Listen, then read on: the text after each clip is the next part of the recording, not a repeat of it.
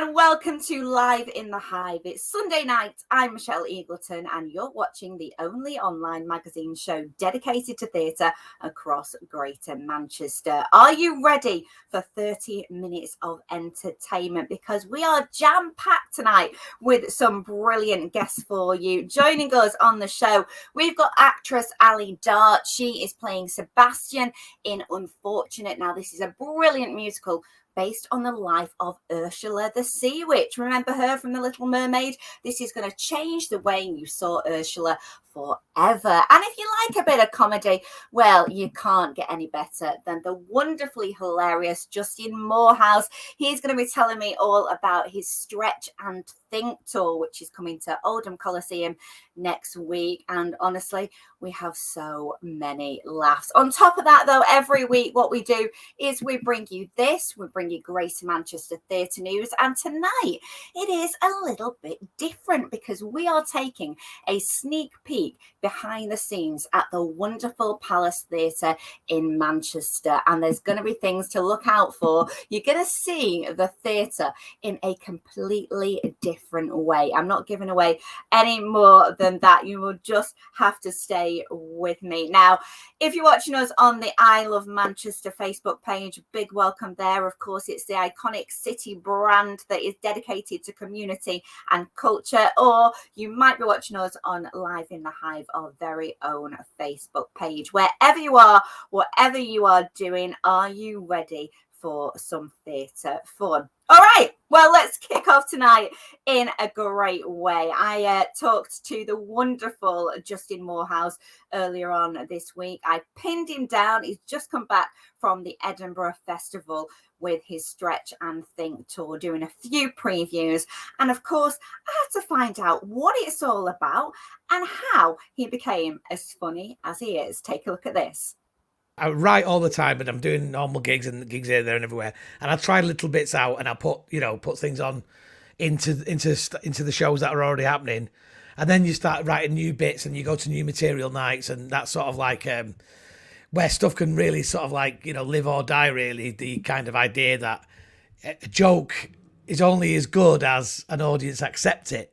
So that's what I do. And then you get all these bits together, and you sort of like squeeze an hour together.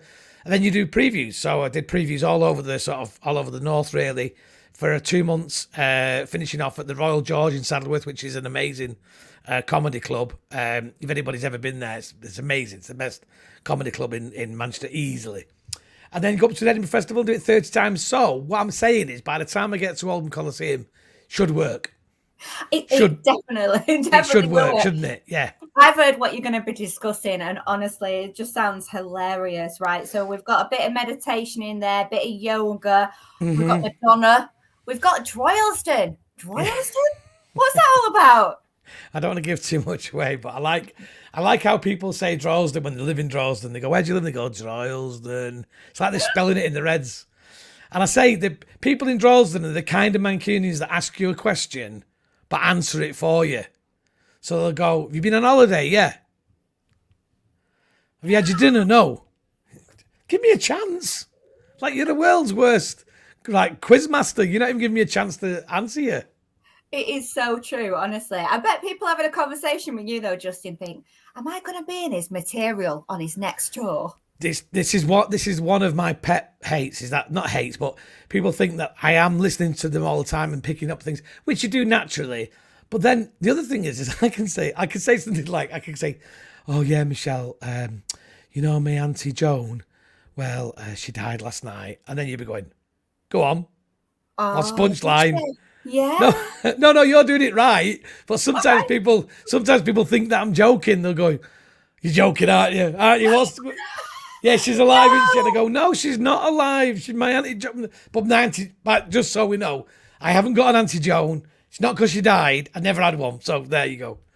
Well, that's the thing. You do expect the comedian to kind of like be funny all the time. And I think that's a lot of pressure, Justin. It's like flipping heck. If you go into the supermarket, it's like, oh, he's going to give us a laugh at the supermarket, isn't he? Well, you try. I mean, the thing is, you know me, I'm a little show off, so I try and do that anyway. So that's my natural audience. Because I don't work in the day, I spend a lot of time hanging around with the retired. And I quite like it. They like me and I like them. And, we have a chat at the checkout and it's good fun, isn't it? That's what it's all about. It totally is. You've got a new suit as well, I hear, for this tour. Well, I did wear a suit when I was doing the previews, but I'm too hot. Yeah. So now I'm just wearing a T-shirt. So I've got a new suit, but I'm not wearing it. So it was too fancy pants for me. I didn't feel right. I tried. You see, this is a problem when you write down what's going to be in the show 6 months. You've got to supposed to stick to it, haven't you, really? The stick gets a mention as well. Well, that's dropped out of the show, but I'll tell you the joke. Oh. It's not a joke. It's a friend of mine, right? Because I talk about show business and what position people are in show business. A mate of mine, this is true, was a Stig lookalike. Can't anybody be a Stig lookalike? That's the point, isn't it? Puts the helmet on, drives about, he's a Stig lookalike. I love it. I love it. Hey, talking about driving, you might not have your new suit in Oldham, but I believe you've got a new camper van. Yes, it's not a new one, but I've got a camper van, yes. To do my touring. What's that all about? Is that so you can go up and down doing your tour, or is it just so basically, I'm getting a bit older now, and the first sign of getting older was I was getting tired driving home. So I was driving home and I was getting a bit tired, a bit grumpy, and I just thought, well, I've got a camper van, I can pull in and have a little sleep. And then I thought, well, actually, I also don't like getting there early, so it'd be nice if I got there sort of like, I don't mind getting there early, so I could perhaps go in the afternoon and have a little sleep before the show. I've basically invested into hiring this camper van for 12 months so I can have a kip wherever I need it. And would you recommend it? Well, I've not done any shows in it yet. It's just outside now. I'm just looking at it. It's brilliant. I've got this idea of me and the dog sat on the front seat, like going down the road, like Little House on Prairie, music playing or whatever. It's a romantic, but that won't work when I'm stuck on the M6, will it, in November? No. Lashing it down. It's not the same thing, is it? But I do think that is going to be new material that may feature in some tours to come, Justin. There you go. Everything's always an experience, isn't it? Absolutely. Now, you go up and down the country. Are we the funniest, though, in the north, in your experience? I think that I find this audience easier for me because I know the foibles and the little bits and everything else. But I don't know if there's much difference between the audiences around the country. I think people in the big cities, in the big areas, like, Greater Manchester or Merseyside, over in West Yorkshire and Newcastle, Birmingham, London, that's all fine. I don't always do well on them little sort of like periphery towns around the M25, these little places in Hertfordshire where they think they live in London, but they don't. They live miles away and they're like, oh, they think they are something, but I'm not doing many of them on this tour, so I'll be all right. Good. Well, you've been doing comedy now for quite a bit, but when I was reading up on you, you were late. You were late to the table doing stand-up. So I've been doing it for a long time. From the get-go. But you were actually 29, weren't you, when you first... And I've been doing it a long time, which means I'm old now. I'm very old. I was trying not to say that. I was trying to kind of get around myself. I thought, I've dug that hole, Justin. How do I get out of it? You don't need to get out of it. You're all right. I know you well enough to know that you're fine with that. I know you've insulted better people than me. You're all right. I don't mind. Well, 29. What made you start at that age? I was bored. I hated my job. I hated working, doing rubbish stuff, and just I couldn't keep a job down because I wasn't interested enough in like the world of sales and everything else. So I loved comedy. I used to go to comedy clubs all the time. I used to go to the Frog and got the Buzz in Charlton. And one day I just thought, I'll try being a comedian. Rang up the Frog and Bucket, said, how would you become a comedian? And they said, well, this is how we do it. You have an open mic night, come down, tried it out, went a few times, and then I just got hooked. And then that was it. I loved it so much. I thought to myself, how would you say I used to be a comedian? How would you give up? You can never give up. If you love it, it's one of the most basic bits of advice that anybody will ever give anybody. And I'm into basic bits of advice. I give my kids 3 bits of advice, and one is have fun, try your best, be kind. That's the most important thing in life. But if you can have fun doing your job, you've cracked it. You've cracked it. If you love your job, people always say this, you'll never work another day in your life. And I love my job. I absolutely love it. It's given me so many chances and different things, and how we met through radio and things like that. And It's given me so many opportunities in life that I'll forever be grateful for it. And I'll always be a comedian, no matter what. You know, if I got a part in a blooming Hollywood blockbuster movie, I'd still be a comedian because that's the most important thing to me. I love stand-up comedy. I love how simple it is and how easy it is. And like last night, Dave Chappelle got on stage in Hot Water Comedy Club in Liverpool, just got up, you know, and anything can happen on a comedy night. You know, the words that come out of people's mouths are just, and that's from a room above a pub to the biggest arenas. You know, comedians are doing the same thing, standing in front of an audience, trying to tell them that what I think is funny, and trying to elicit a response out of an audience and make them laugh. So, can't beat it. You can't beat it, but there's definitely a talent to it. I've got to say, it scares the hell out of me. Mm-hmm. I don't think I could ever get on stage and put myself out there as a stand-up. Did you ever have that fear? No. You know what you've got? Sanity. Yeah. That's sanity. You know, when you're walking across a bridge and you think to yourself, I could just throw myself off that. Everyone thinks that. But the fact you don't do it is your brain doing a sanity check on yourself. That's a natural biological thing that happens. And really, you know, what kind of weirdo thinks that standing in front of a room full of strangers trying to make them laugh is the way to feed their children? You know, that's idiotic, isn't it? You know, it's crazy. But thankfully, it's worked out so far. Do you remember your first joke that you did that night on that stand-up? Yeah. Is it clean? Can you tell it? No, not at all. It was horrific. It was horrific. You've never repeated it again then, Justin? No, I will never repeat it. It was I'll give you the punchline. And the punchline was, it was more Oedipus than Bagpuss in our house. Right, let's leave it there then. Let's leave it right there. Let's move swiftly on. Because you mentioned radio there. You have got a cracking podcast. I think it's brilliant, your podcast. And thank you. Is that something that you really enjoy doing now and kind of like getting out there? It makes me get something out every week. It makes me produce something and work hard on something every week. So that's what we do it for. And as you know, I've had a career on the radio. And it's been good when I've not been on the radio that I've had that to sort of like be an outlet.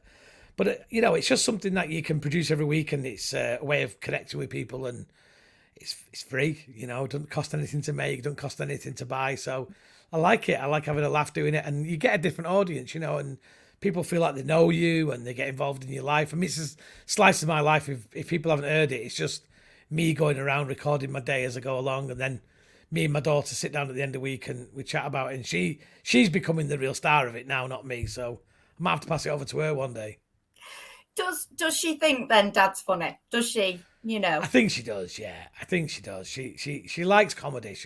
She loves comedy, and I don't think I'm her favourite comedian. I'm too old for her, but she does laugh. And that's not on that, Justin. I'd be like, no, gotta be your favourite. No, you don't want your kids to like the same music as you like, really. You want them to have their own tastes and things like that. So it's nice that she appreciates me. But it would be creepy if my 17-year-old daughter was my biggest fan, you know. Oh, Dad, I can so relate to what you're talking about with the menopause. You know, it would it wouldn't be right. All right, okay. I get you on that one. But do you know what? I love listening to you. I love it when someone's ringing me. I'll turn my phone off. Hold on. Should have turned that off before, shouldn't I, really? See, I don't love you now, Justin. You just completely ruined that. I was about to say you're great, but you're not great because you're not professional. It could have been worse. It could have somebody coming in, couldn't it, with some children or something like that. It could have been. Hey, we could have gone viral, though. Could have gone viral. Let's do it. Let me get the kids in. Well, we're really looking forward to having you in the north. And I know that you've got so many dates. It takes you up to June next year. Yeah, yep. Adding stuff in all the time. I'm here, there, and everywhere. So have a look, see what suits you. I'm sort of at Lowry. I'm at Bury Met. I think I'm in Bolton. I'm in Liverpool and Warrington. Everywhere. Fantastic. Stretch and think it is going to be absolutely fabulous. Justin, it's been a pleasure. And enjoy your camper van. If you see me in my car around Manchester in your camper van, will you give me a beep? I'll give you a beep. You can join me for a brew. Woo! Oh, can you imagine Justin in his camper van going around the streets of Manchester and beyond? I mean, if you do see him, give him a wave. I'm sure he'll give you a beat too, and possibly invite you in for a brew as well. He is such a lovely man, and try and catch that tour if you can. It's going to be absolutely brilliant. I love Justin, so you are definitely in for a treat with Justin's Stretch and Think tour. We've still got more to come though on tonight's show. Stay with us. We're going to be talking to Allie Dart a little bit later on. She's going to be telling me all about Unfortunate the musical, which is based on the sea witch Ursula from Little Mermaid's life. It's going to completely change the way that you have seen Ursula beforehand. But for now, we are going to give you what we give you every week. And of course, it is that time of the night. It is Greater Manchester Theatre News. And tonight, we've got something a little bit special. Over to Carol. Oh, hi! Welcome to the Palace Theatre, this beautiful venue. I'm going to show you 5 things to look out for next time you visit us. This is our Lion King mask, presented to us by Disney after 166 sold out shows. So as you come into the main foyer, just look to your right and you'll see this pussycat. This archway is in circle bar on the circle level, and it dates from the 16th century. It came from one of the directors' houses when the theatre was built, and it is absolutely stunning. So this cafe lounge is in a circle, so how many of you walked in and didn't look to the right to see these beautiful stained glass threaded windows? And this is where we used to serve tea in the 1930s and the 1940s. So this is what remains of the Railway Inn that the palace bought in 1893 off the landlady for around £375, and it's absolutely stunning. If you come through Hardy's bar on the circle level, you'll see it, or if you come up from stage door bar, you'll see it that way as well. But just take a few minutes to have a look. In 2008, Mary arrived, Mary Poppins, and Cameron Mackintosh put this wonderful hatch in so that Mary could fly off stage, and she had to be back on stage within 59 seconds.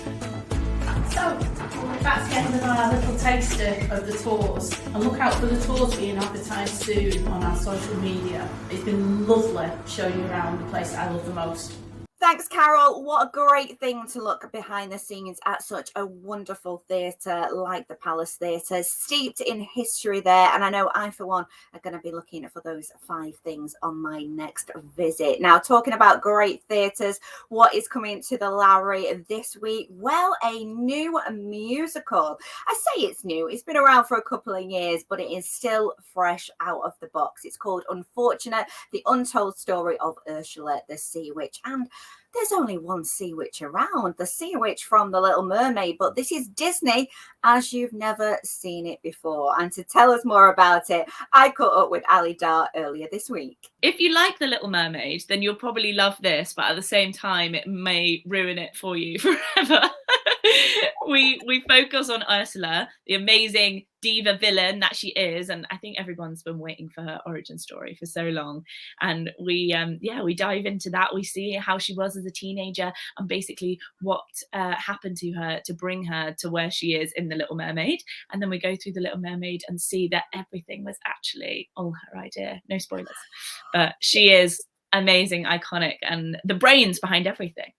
This is absolutely brilliant because I've got to say, The Little Mermaid growing up for me was a particular favourite. I tried to play it to my kids, and my kids are like, I'm really scared of Ursula. I'm like, no, she's a diva. She's a diva and a half. I really like her. So the fact that now I feel like I've been right all these years, that actually she's a good egg.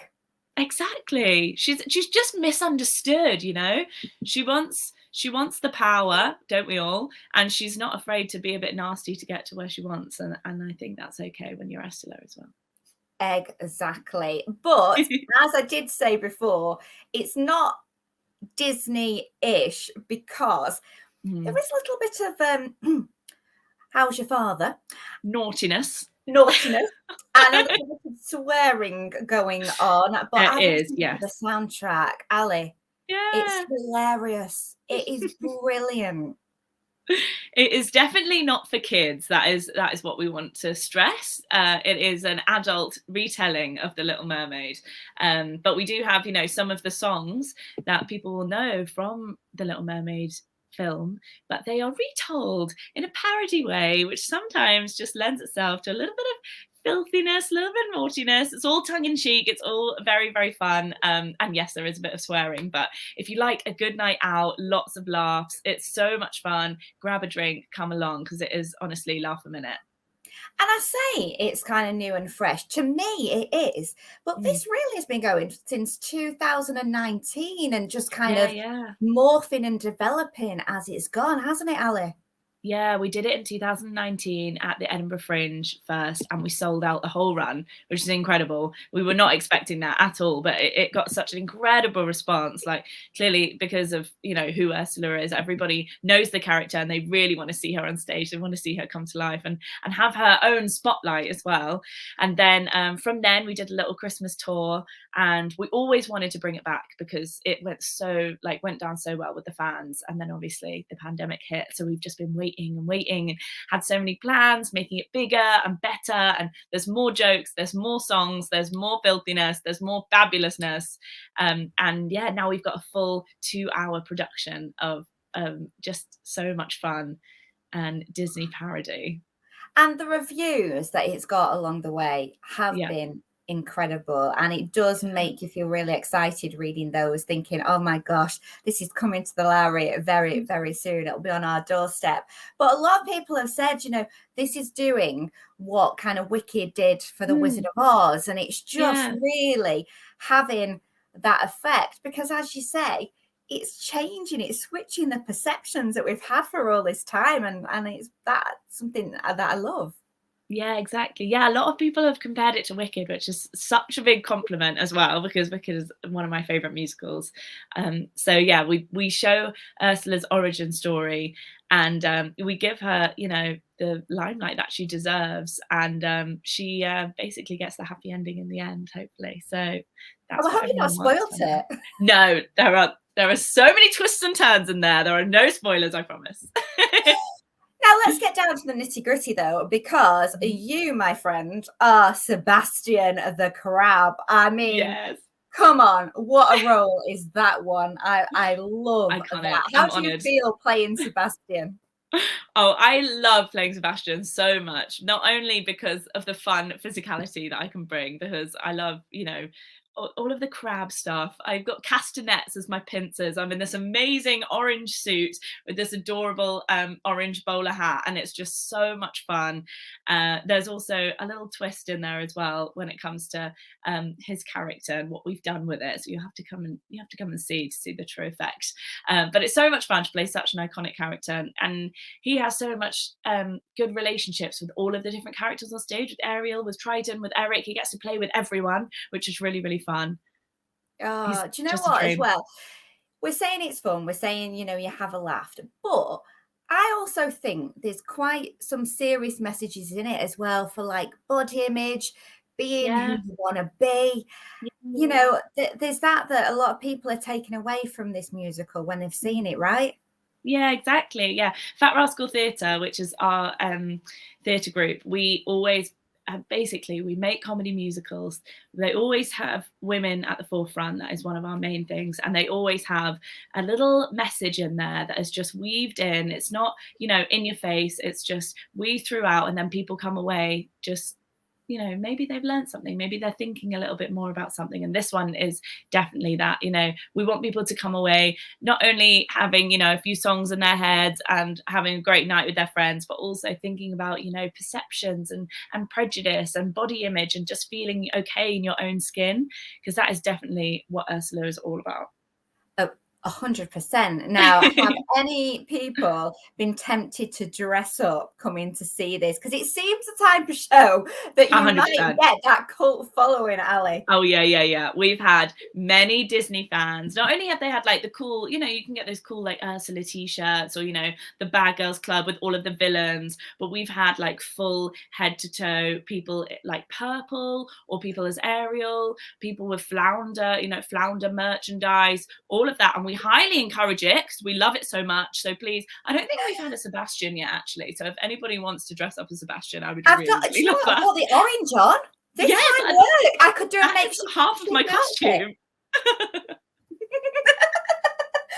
That is brilliant. It just reminded me of years ago. I went to an Under the Sea party. Oh my gosh, amazing. What a theme. And I dressed as Ariel. If I can hunt out the picture, it was a very wrong Ariel. Did you have the wig? Yeah, never again. It did not do anything for me. I don't believe it. I don't believe it for a second. It sounds like it. But I love the sound of an Ursula t-shirt. Yeah, Will there be merch there? You must have merch. I know. I mean, it's always been bubbling away. We love merch, but we've never actually fully could like put our finger on what we wanted to make. So it has not happened yet. But in the future, we are definitely getting merch because people deserve it. They need to have it.